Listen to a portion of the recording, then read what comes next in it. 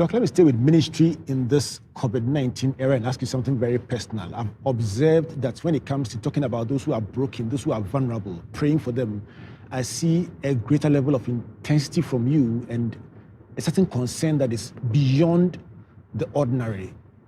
What impact has this disruption had on you as a pastor and a shepherd of people? I believe that when God calls you into the ministry, if you're really called by God, one of the first things that He puts on you is a burden for people, a burden for your flock, a sensitivity, an empathy, a connection to your flock. And it's something that a person who is not a pastor may never understand. You may never understand it. I suppose maybe if you're a nurse or a doctor, you may understand it, or maybe a teacher. Everybody called to people. Immediately you get to that place, it's almost as if the burden of the people becomes your burden. Their fears become your fears. Even if you don't fear what they fear, you share in their fears, you share in their anxieties, you share in their worries.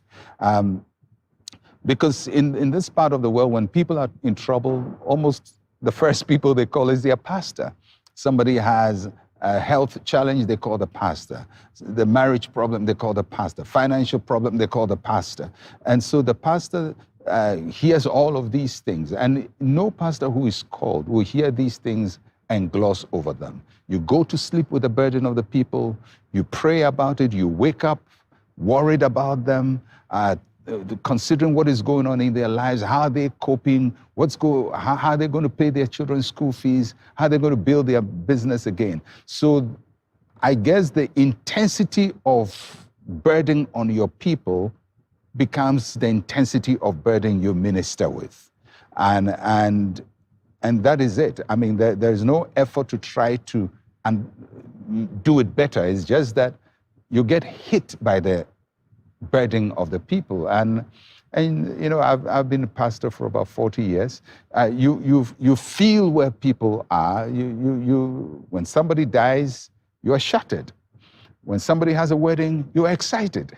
Somebody has a baby, you are excited. Somebody loses their baby, you are shattered. I mean, one moment you are happy, next moment you are shattered. One moment you are hopeful, next moment you are fearful. And that is the burden God puts on you. So when you start preaching, you are mindful you are not talking about yourself, but bringing the word of God to aid the people who are going through all these many struggles in their lives. And the larger your church is, the bigger the burden and the compassion that you feel towards people.